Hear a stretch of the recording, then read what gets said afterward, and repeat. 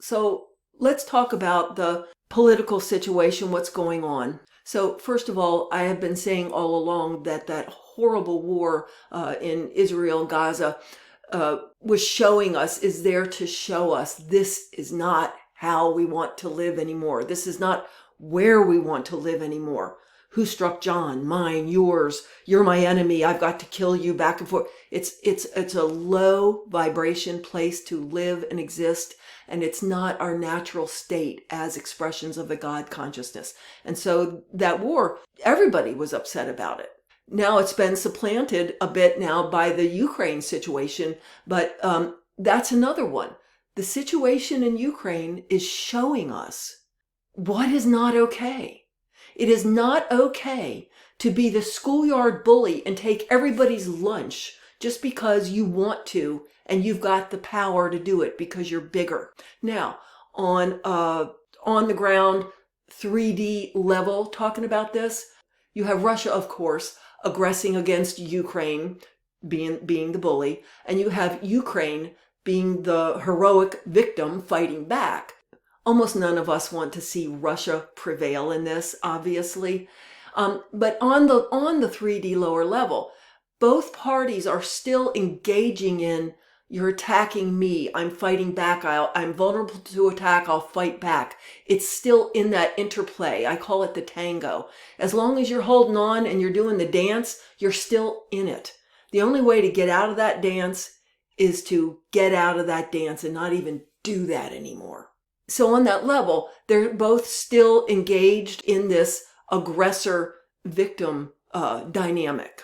I'm being fed right now. Zelensky and Ukraine agreed to show up for this. They agreed to it. And I'm seeing soul contract, but on a country, and in Zelensky's case, a personal, well, Trump and the US and Russia too, agreed to show up for it. They showed up to act out for us collectively in a sort of world stage play that it's really not okay to have people aggress against other people and try to control and dominate and take over other people, which is the way we've been doing it for eons and eons. That's been the paradigm that we've been in. So everybody agreed. Ukraine agreed to show up and be the victim in this play. Zelensky agreed to show up and be the brave David against Goliath. Russia and Trump and the US agreed to show up for this so that we could see and make choices about what is and is not okay for us going forward. What is love and cooperation and lift all boats, and what is aggression, conflict, lack, bullying, fear, all of those things, separation that, again, we've been living in for eons. So I want to share with you a couple of specific things I've seen around Trump and Musk. So I'll work from the big picture and back into a couple of details here. What I see or feel like I've been given to see going forward is we are seeing and will be shown a lot more about what's really going on behind the scenes, underneath the table, so to speak. And we are being given the ability to see what's going on and make choices going forward. So evidently, the U.S., Trump, has decided to not support Ukraine. And while the U.S. was and would be a huge advantage to have as support, what that's done is brought all the other countries of the free world together to say, we are helping you, we are behind you, and we are going to send money and troops and equipment to help you. I don't see Russia prevailing. The two strongest timelines I see going forward, and I don't know that the choice has been completely made by any of us as far as which one to experience, is first of all that Europe and all of the free world stands behind Ukraine and helps, and they do actually defeat Russia's attempts to take over, and Russia takes an actual defeat, and the thing is done. You're done, Mr. Putin. This whole shenanigans charade is done. That's one timeline. Another possible timeline, however, is that Zelensky goes ahead and takes a peace deal where there is no security. Like, yeah, you just signed a paper that said you're going to do a ceasefire. And Russia does what it's done quite a few times before, which is go back, regroup, get its breath, because it's having trouble right now. Russia's in trouble. Ukraine is getting the best of Russia. If it doesn't get finished off to where it's a clean loss for Russia, like you're done, you lost, that does give Russia breathing space to go back, regroup, gain some more financial support for itself, rebuild its troops, and then try it again. And so this same thing would happen again in a year or 2 or 3 or 4. Just like it did before. Evidently, I didn't even kind of think about it at the time. Russia signed a peace deal and then around Ukraine or Crimea. But then in 2019, they broke it. They broke the peace deal. They broke the ceasefire. And evidently, no one did anything about that. So we can see where Zelensky is coming from in not wanting to sign a peace deal until he has a security guarantee that if Russia does that, use this as time to regroup and get its breath and get its finances and military built back up, that if it aggresses again, Ukraine won't be left on its own again. So we can see where Zelensky's coming from with that. And what I'm saying is with that second timeline, if he sort of weakens and goes into a peace agreement, especially without a security guarantee or even a security guarantee that someone backs out on, this thing could keep playing itself out. It feels like what needs to happen energetically, what wants to happen for all of us energetically, is that we rise up to where, no, you're done. We're not going on like this anymore. We're not going to tolerate a world of schoolyard bullies, where people get to take over other territory just because they want to. So to reiterate, it is on the table for us, timeline-wise, to choose to have this kind of thing draw out again. And if it does, we would still get through it and we would still ascend. Or it could go more quickly and Russia could be defeated by Ukraine with or without the US's help. And on we go more quickly into a more peaceful situation. Around Trump, I've got to be honest with you, what I see. So originally, I shared this with you in another video. Originally, when Trump was elected in 2016. I knew nothing of his history, of his finances, of his mob ties. I knew nothing. But for whatever reason, I saw him going to jail. And I was very perplexed by it because I wouldn't have had any idea why he would be going to jail. I was so naive. And I later found out that, yeah, there's plenty of things he might go to jail for, even having to do with money laundering and fraud and all kinds. But I had no idea. So I saw him going to jail. More recently, I'm going to say a couple of months ago, I distinctly saw him in handcuffs, in a suit and in handcuffs. And this wasn't out of desire on my part to see him in handcuffs. It was one of those flashes that we get sometimes. I don't know specifically. I'm not making predictions. But as I said in that one video, I think it's Trump's in How Long Will It Last? I'll put a link to it below. I didn't see Trump being in office more than about 6 weeks to 2 months from Inauguration Day. So literally into March, the end of March, maybe into April. Energetically, he was not going to last more than a couple months. And I said in that video, maybe he'd last as long as 4 to 6 months, but he's not going to be a 4-year president. I am not the only one saying that and seeing that.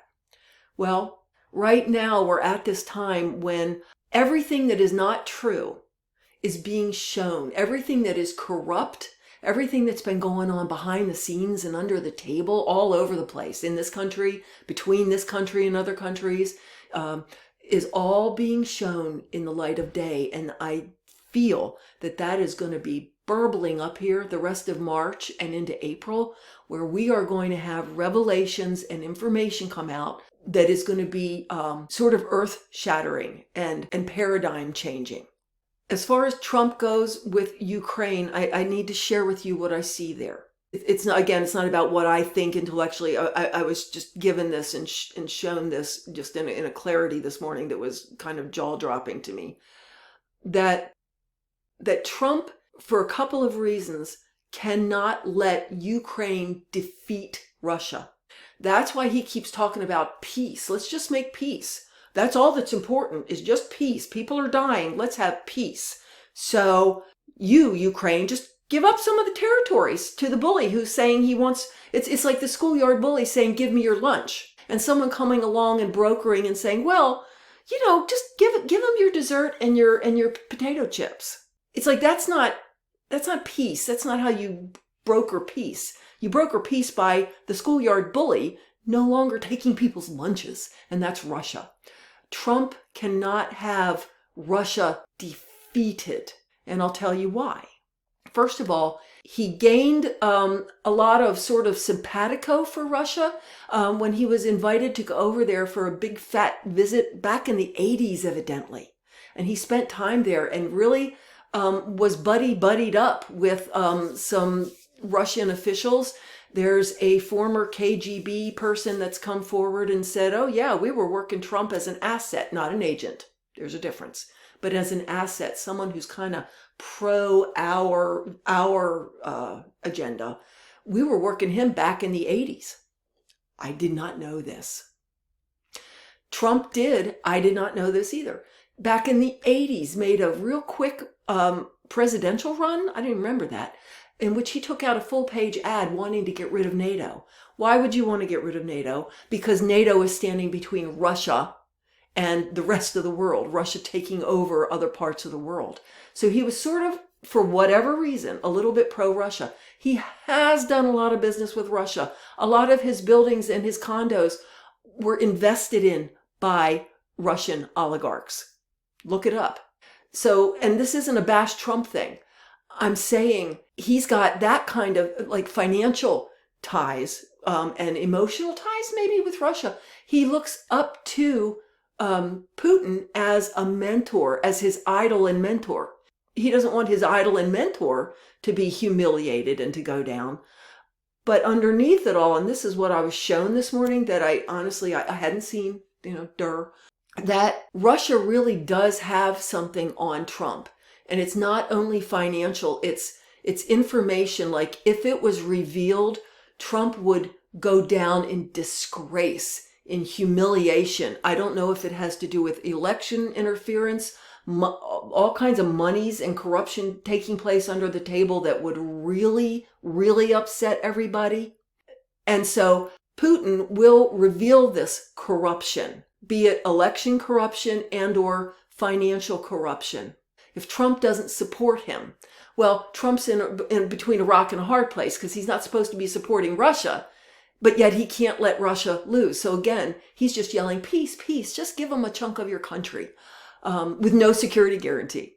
We know that Trump and Musk together do not want Ukraine to win over Russia. So they've been trying to walk a line where he gives aid to Ukraine to make it look like he's doing the right thing, but not enough for Ukraine to actually kick Russia's butt and kick them completely out of Ukraine.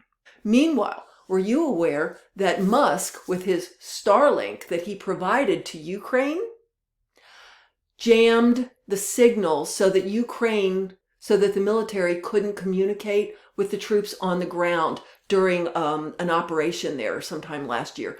Musk jammed the signal so they had no Starlink. So I'm just saying there's a lot going on there that we have not been aware of. I see the word, the energy, corruption.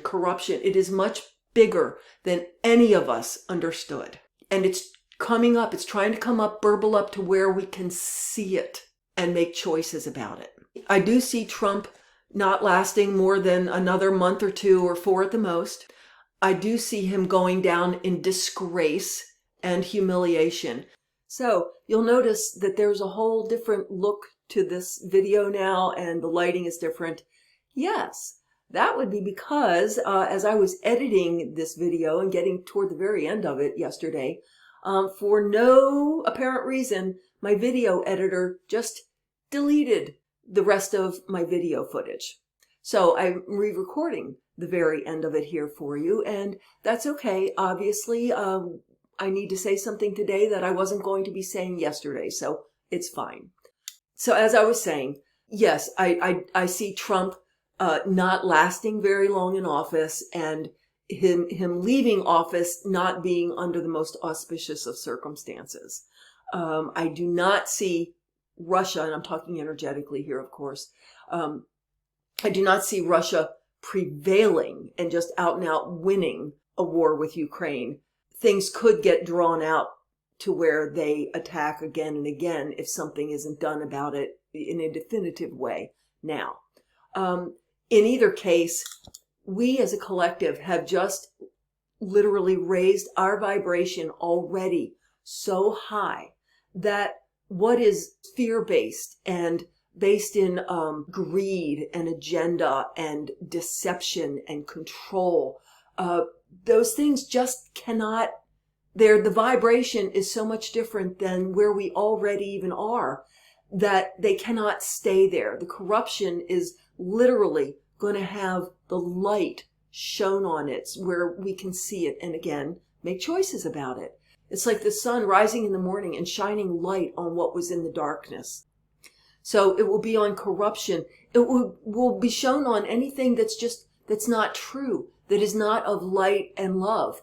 We'll have, and already starting to have, you're probably noticing it, the ability to just see through things, to just know when someone is showing you their true honest self, or they're putting up a mask